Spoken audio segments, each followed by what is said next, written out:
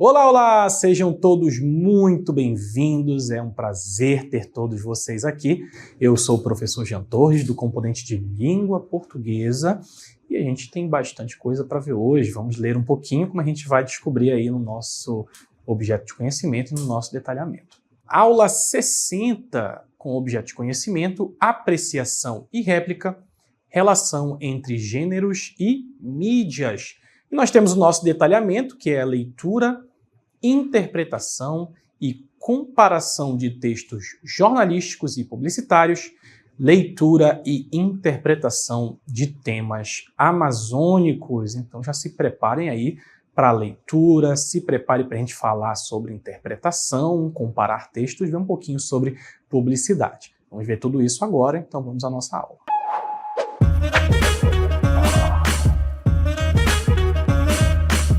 Eu trouxe para vocês aqui, antes de mais nada, já que vamos falar sobre textos jornalísticos, textos publicitários, antes de tudo a gente vai fazer a leitura, tentar entender um pouquinho sobre esse texto que nós trazemos da página do portal O Joio e o Trigo, bastante interessante aqui, que eles sempre trazem reportagens muito críticas que buscam investigar algum tema, e hoje o nosso tema que vai ser investigado é justamente esse título que eles trazem sobre território indígena, com o título Em Território Indígena, recuperado, condições de vida melhoram, mas fome persiste. Então, desde o início, ele vai já dar uma ideia de que os indígenas eles recuperaram parte do seu território em algum processo que pode ser retirado. Vocês podem ver que é um texto bastante datado ali do dia 7, né, 7 de fevereiro de 2024. Fala também um pouquinho sobre essa persistência da fome, a ideia de que, por mais que eles tenham recuperado esse território, que eles melhorassem a condição de vida, ainda há uma problemática. O texto aí é bastante interessante para a gente tentar entender um pouquinho. E essa é uma característica, a gente já começa a perceber o formato desse texto jornalístico, né? Desde lá do tema, nós temos essa foto que nos chama um pouquinho a atenção justamente para essa ideia da insegurança alimentar, né? Nós temos aí esse ambiente que traz uma comunidade tradicional indígena, não é verdade?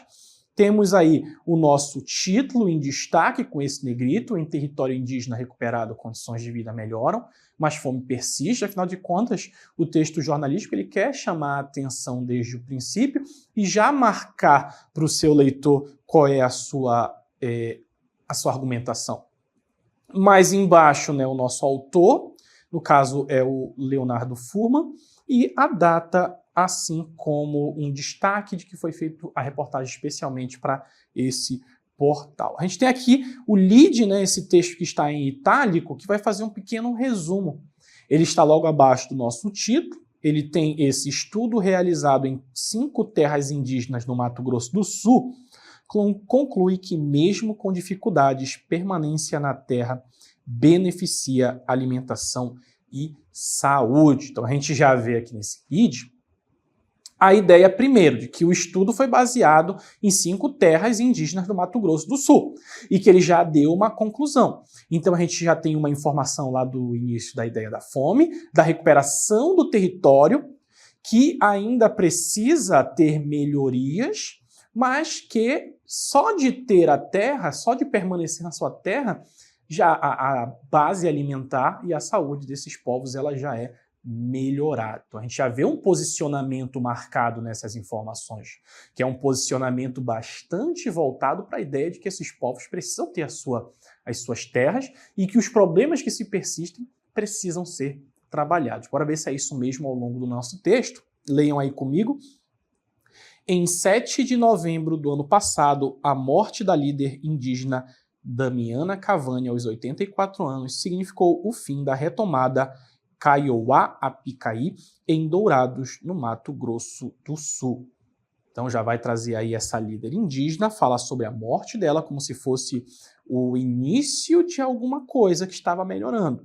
Estava melhorando a retomada do povo, só que a morte dela, infelizmente, acabou freando esse avanço. Não se trata de uma figura de linguagem. A sua família era, no passado, a única que morava no local, agora vazio. Então ela já era a última, provavelmente uma das últimas integrantes daquele povo, e a morte dela, infelizmente, impede que eles continuem crescendo. Seus filhos optaram por enterrar a mãe fora do território sagrado pelo qual ela lutou desde o início dos anos 90 e onde ela havia enterrado boa parte dos parentes, inclusive crianças mortas nos últimos anos.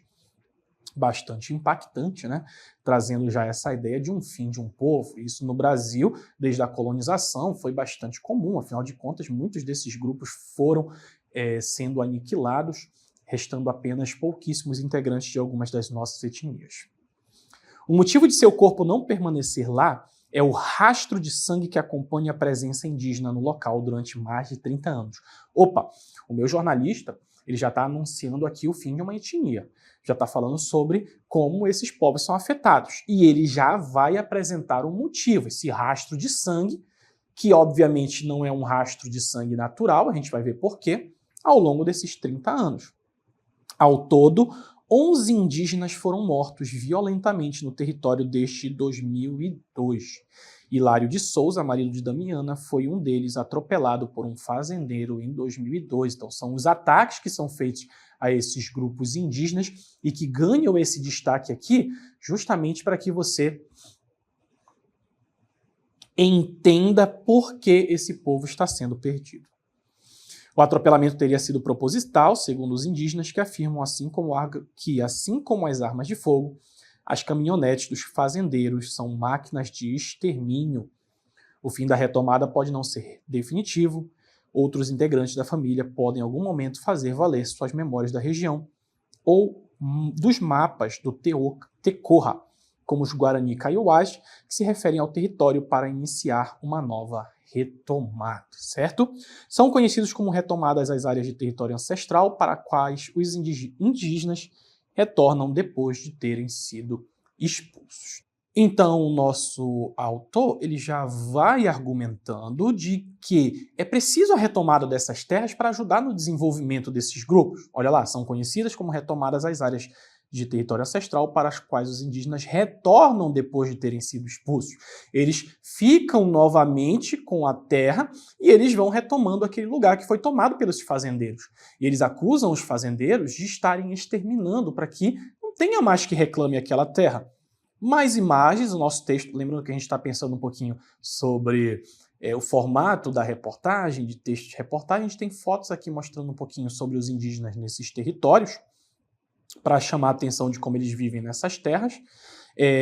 A gente tem aqui a legenda da foto, o estudo foi realizado em 5 terras indígenas no Mato Grosso do Sul e o crédito da nossa foto. Em mídias como as mídias online, isso aqui é bastante comum. É claro que quando você vê num jornal, por exemplo, impresso, também aparecem essas marcas, só que sem esses outros elementos como do lado redes sociais, coisas que vocês podem também interagir enquanto lê. O formato digital ele tem essas características bastante particulares que também buscam engrandecer, trazer mais dados, trazer mais informações, mais possibilidades para aquela reportagem. O texto vai continuar falando lá os mapas, como lembra a Nayara Cortez Rocha, secretária-geral da FIAM Brasil. Olha só como a gente traz aqui autoridades para dar esse suporte para a nossa reportagem. Em texto argumentativo, isso aqui é muito importante. Eu quero dar o destaque para quem eu estou utilizando como base para o que eu estou afirmando. No caso aqui, a gente tem os mapas, como lembra a Nayara Cortez Rocha, então trouxe lá a fala da secretária-geral da FIAM Brasil, que é essa organização pelo direito à alimentação e à nutrição adequada. Se eu estou falando sobre alimentação e nutrição, eu trago essa autoridade. Eram desenhados em cartazes que Damiana mostrava aos visitantes uma forma de mostrar como era o território em tempos passados, antes da violência do agronegócio e a omissão do Estado de tomarem as terras. Então percebam que o nosso jornalista ele sempre está se posicionando a favor, primeiro, da retomada desses territórios pelos indígenas e utilizando justamente como argumento, se posicionando contra a violência, o assassinato dessas etnias, perfeito? Assim como eu falei para vocês, a gente sempre tenta trazer esses dados sobre o nosso tema, sobre algum aspecto que você quer destacar, no caso aqui a insegurança alimentar, a fala de uma autoridade ou algum elemento de algum estudo. Continuando o nosso texto, para Nayara, a história de Damiana é um símbolo não só na luta dos Guaranis por seus territórios, mas da necessidade de demarcação urgente das áreas. que é demarcar, né? Então ele já traz aí um argumento de alguém que acha que precisa ser demarcado um território mais significativo para aqueles indígenas, onde eles habitavam ou continuam habitando. Ela afirma que esta é uma das principais conclusões do relatório em segurança alimentar e nutricional nas retomadas Guarani e Kaiowá, que a FIAN lança hoje, que era na época, né, em que a reportagem foi lançada. O estudo é uma atualização de um levantamento que a entidade havia feito em 2013, com 3 comunidades, vai trazer aqui as comunidades indígenas e falando sobre esse estudo: Guaiviri, Curuzu-Amba e Ipoí, e lançado em 2016. Além de atualizar os dados, o relatório atual estudou 5 comunidades, aqui as acrescentadas Apicaí, Nhandê, Ru, Marangatu. Com exceção de Nhandê, Ru, Marangatu, a pesquisa foi feita com todos os moradores de cada uma das comunidades. Se eu estou falando sobre esse tópico específico, eu vou trazer estudos. Eu vou trazer dados, eu vou mostrar, beleza, eu estou dizendo que os indígenas melhoram a alimentação quando eles retomam as suas terras, embora ainda seja um problema, mas há melhora. O que eu vou fazer? Eu vou trazer o estudo, eu vou trazer o dado empírico. O estudo, o dado, ele serve justamente para que eu possa embasar a minha fala e ela não seja apenas uma opinião. Aqui não cabe muita opinião. Quer dizer, cabe no sentido de que você pode argumentar a respeito de um ponto, mas cabe opinião embasada. O jornalismo ele busca isso, ele busca embasar as suas informações, perfeito? Continuando lá, o trabalho aponta uma melhora nas condições de vida dos indígenas dentro das retomadas nos últimos 10 anos, mesmo com as condições precárias a que estão submetidos, principalmente em razão da ausência ou omissão do poder público e das violências cometidas por fazendeiros, capangas e empresas de seguranças contra eles. Mostrando aqui um pouquinho sobre a razão de por que há essa problemática que parte desses grupos citados. Apesar do resultado comparativo ser positivo, ainda é alto o número de famílias em insegurança alimentar, inclusive grave. Então a gente já tem resultados positivos, ele anuncia isso dentro do título, mas o problema ainda persiste em alguns casos. Percebam aqui que agora ele vai trazer esses dados numa espécie de tabela: segurança alimentar e insegurança alimentar leve, moderada e grave nos 5 territórios de retomada Guarani e Kaiowá, que parte dos estudos, né? Então, na categoria de segurança alimentar e nutricional, tá aqui a categoria, ele fala qual é o território e vai falar aí em porcentagem sobre onde ainda se vê essa insegurança. E esse relatório, percebam aí que ele coloca aqui a reprodução, vou tentar aumentar para vocês verem, reprodução, relatório, segurança alimentar e nutricional, reprodução, desculpa, olha aqui, marcado, reprodução, segurança alimentar e nutricional na nossa tabela. A gente tem lá a segurança alimentar e nutricional nos povos Guaviri, 4,7%, Curuzu-Amba, 14,7%, Ipoí, 25,5%, Nhandê, Ru, Mangaratu, 29,8%, Apicaí, 0%, e no total, 23,3%. Nesses casos aqui, a segurança alimentar na porcentagem referida. Agora, a leve, insegurança alimentar e nutricional leve, que não é tão grave. Guaviri, 37,2%, Curuzu-Amba, 41,1%, Ipoí, 33,7%, Nhandê, Ru, Marangatu, 49,1%, Apicaí, 100% e total 43,1%. Então, a gente tem as porcentagens relativas à segurança alimentar e nutricional, aquelas que têm, a insegurança alimentar e nutricional leve e a insegurança alimentar e nutricional moderada. Como é que funciona? Nos Guaiviri, 48,5% tem a insegurança moderada, 18,9% no Curuzu-Amba, 27,6% no Ipoí, no Nhandê, Ru, Marangatu, 16,1%, Apicaí, 0%. Se tiver aqui, por exemplo, na tabela, que o Apicaí ele tem 100% do grupo com insegurança alimentar e nutricional leve. E na grave a gente tem ali 9,3% do Guaiviri, 25,3% do Curuzu-Amba, 13,3% no Ipoí, 5% em Nhandê, Ru, Marangatu e 0% no Apicaí, resultando aí em 11,4% considerando todos esses povos. Também temos um gráfico relativo à representação gráfica da segurança alimentar e insegurança alimentar NEP. Então ele pegou esses dados e, a partir desses dados, ele fez esse gráfico para mostrar como é que funciona na segurança alimentar e nutricional, na insegurança leve, moderada e grave, para a gente conseguir observar a partir daqueles números. Eu acho que com essa representação aqui fica um pouquinho mais claro, né? Em que a gente vê, por exemplo, o Apicaí com 100% de insegurança leve. A gente vê, por exemplo, que lá no Curuzuambá a gente tem as mais graves, porque 25% da população.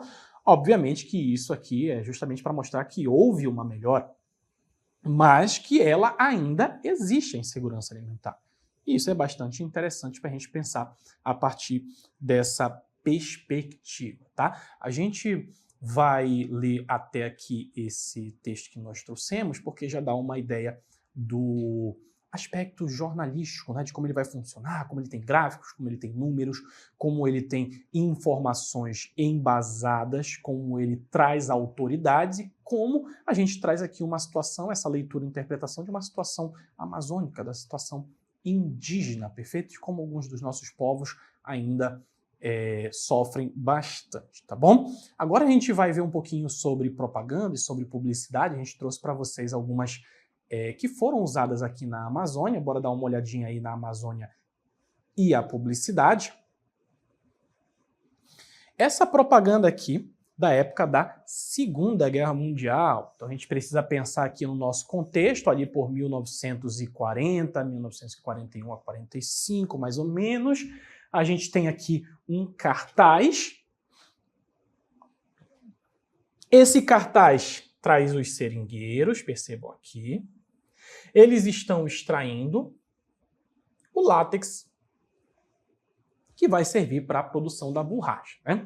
Como estamos falando de Segunda Guerra Mundial, saibam vocês que o Brasil, a Amazônia, na verdade, ele passa por 2 ciclos da borracha. Um primeiro ali pelo século XIX, depois a borracha ela acaba se tornando um produto que não interessa mais a Amazônia, porque ela é barateada quando ela é roubada e plantada em outros países com condições semelhantes, só que há um novo boom durante a Segunda Guerra Mundial, que os aliados, os grupos aliados que faziam parte, do qual o Brasil fazia parte, precisavam de borracha para a guerra.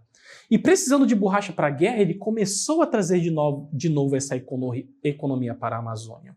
E fizeram muitas propagandas. Essa aqui esse desenho todo ele é feito por um suíço que esteve à frente da publicidade, que fala sobre mais borracha, já trazendo essa ideia de que nós vamos continuar produzindo para ajudar os aliados, mais borracha para a vitória, porque a produção da nossa borracha ela funcionaria para ajudar na guerra. Percebam alguns elementos visuais interessantes, como esse V, que é formado um V de vitória, né, ou victory, na propaganda estadunidense, e a ideia é mostrar que você está contribuindo. E por que eles faziam esse tipo de propaganda? Porque eles precisavam de mão de obra, e eles atraíram muita mão de obra, principalmente de estados do Nordeste brasileiro.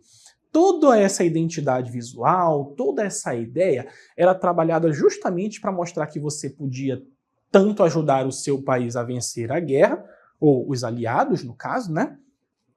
Quanto podia ser usado para mudar as condições de vida daqueles que não tinham muitas possibilidades no Nordeste e poderiam ter aqui na Amazônia. E isso fica mais explícito nessa outra imagem aqui. Aqui a assinatura do nosso suíço. A gente tem aí a Vida Nova na Amazônia, então a gente já percebe que ela é toda pautada na ideia que você queria passar de vida, que quem migrasse para a Amazônia poderia ter. Você tem aqui os seringueiros, a imagem dos seringueiros trabalhando, extraindo o látex, não é verdade? Aqui a gente tem uma casa, como se dissesse o que você pode ter, qual a vida que você pode ter, criando animais, tendo seu próprio negócio, a sua família. A paisagem também é um elemento, como se você quisesse chamar a atenção de para onde você está mudando, é muito verde. Em comparação, por exemplo, com lugares que sofrem bruta seca no Nordeste, toda essa imagem do verde, das plantas, dos animais, se tornou, de certa forma, um atrativo que o nosso ilustrador quis trabalhar, que é esse carinha aqui, bem aqui, tá? O Chablot. E tudo isso num contexto de Segunda Guerra Mundial, tudo isso num contexto de precisar de mão de obra para fazer essa borracha. Então, a publicidade dessa época da Amazônia, ela buscava muito a mão de obra e a ocupação desse território, de trazer essas pessoas. É claro que, para efeito de destaque, não eram essas flores. É claro que a propaganda era muito distante da realidade, essas pessoas sofreram, muitas ficaram em condição de semi-escravidão ou de escravidão mesmo. Tudo era, de certa forma, muito uma ilusão. Um novo Eldorado na Amazônia, uma nova chamada que as pessoas poderiam enriquecer, mas não foi bem assim. Pouquíssimos foram os que, de fato, se aproveitaram daquilo, utilizando a mão de obra desses povos, desses grupos que migraram. Mas a propaganda na Amazônia, ela vinha com esse destaque, com essa ideia. Mas, recentemente, a Amazônia, na publicidade, vai ganhando um outro destaque. Aqui a gente está falando, vejam só, de uma propaganda do governo federal. Nós temos a Amazônia sem incêndio, já trazendo essa hashtag, né, que é um aspecto muito digital, muito recente, para que as pessoas publiquem e destaquem o que se pede, que no caso é a Amazônia sem incêndio. A gente tem aqui a denúncia. Em caso de incêndio, chame a brigada mais próxima ou ligue 193. Percebam que também há esse destaque visual para elementos locais. A gente tem aqui a fauna, a gente tem aqui o grupo indígena, mais fauna, aqui a imagem do bombeiro, do socorrista, né, da pessoa que trabalha por isso. Então, tudo é voltado para esses elementos que a propaganda quer destacar que precisam ser preservados. A gente tem o texto, Amazônia sem incêndios, vamos juntos proteger vidas, vamos cuidar da maior biodiversidade do mundo. Olha como esses modalizadores aqui, a maior biodiversidade do mundo, para chamar a atenção de não podemos permitir que isso aconteça. Não podemos destruir um dos nossos bens mais valiosos. Proteger a saúde de milhares de famílias e a economia de cidades inteiras. Então se destaca bastantes elementos, tanto voltados para a biodiversidade, quanto para a economia, quanto para a proteção das famílias. Isso é bastante interessante a gente observar nesse tipo de propaganda mais recente. Outra forma que nós podemos ver, essa aqui não tem nenhuma palavra, não tem texto verbal, tem apenas um texto não verbal, e você já deve ter ouvido aquela máxima de que a Amazônia é o pulmão do mundo. Sendo o pulmão do mundo, acredito que vocês, não sei se vocês já viram a imagem de um pulmão, mas ele é assim. Isso aqui representa um pulmão. 2 pulmões, na verdade. A ideia aqui é mostrar que a Amazônia é o pulmão do mundo. Olha só como o pulmão vai ficando a partir da devastação. É uma metáfora implícita. Na verdade, uma metáfora é implícita. Mas é uma metáfora, porque deixa implícita essa ideia da Amazônia como um pulmão do mundo, colocando aí as árvores, esse pedaço de floresta no formato de um pulmão, e mostrando aqui como é danoso, de como vai destruindo, e a partir disso vai interferindo em todo o sistema. Afinal de contas, o pulmão é um dos nossos órgãos. Se você tem um problema no pulmão, não é só o pulmão que é afetado, o seu corpo todo começa a padecer de alguma forma. Então, também trazendo aí essa ideia, perfeito? Então, a gente percebeu aqui como funciona essas publicidades mais imagéticas. A gente tem mais um texto, agora no nosso Semeando Notícias, né?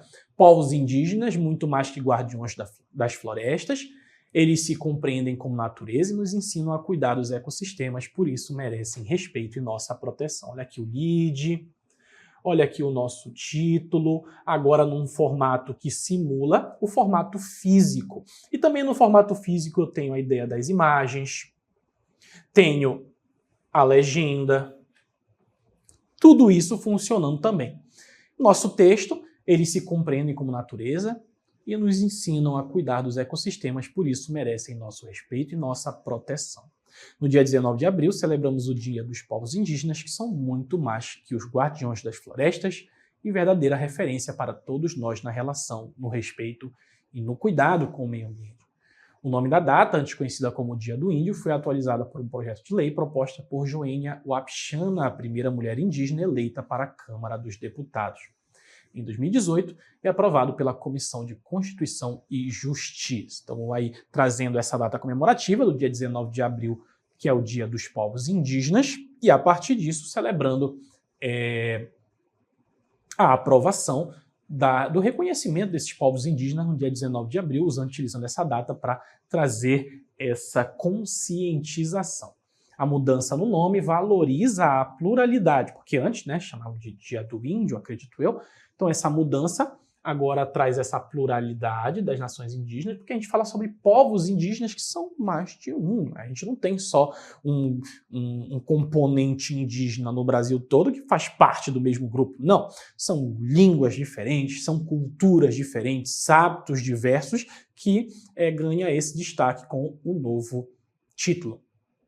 Então, olha lá, cada qual com seus costumes, línguas e valores distintos, em vez de abordar a cultura indígena no singular, porque só no Brasil existem, olha lá, 305 etnias diferentes. É muita etnia, são grupos muito diversos, que têm hábitos diferentes. Então, essa pluralidade ela ganha esse destaque com o título Dia Nacional dos Povos Indígenas, no dia 19 de abril.